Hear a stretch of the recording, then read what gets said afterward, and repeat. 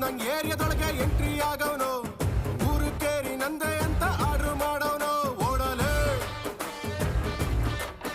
ಓಡಲೇ ಯಾರು ಸರ್ ಹೇಳ್ತಾರೆ ನನಗೆ ಹಂದಿ ಬಾಲ ತಿನ್ನೋಕೆ ಇಷ್ಟ ಅಂತ?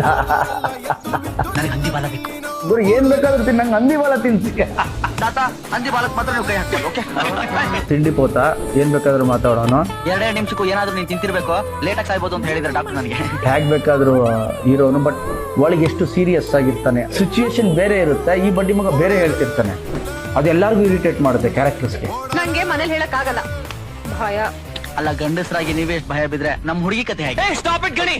ರಾಂಗ್ ಸಿಚುಯೇಷನ್ ಅಲ್ಲಿ ರಾಂಗ್ ಡೈಲಾಗ್ಸ್ ಹೇಳ್ತಾನ.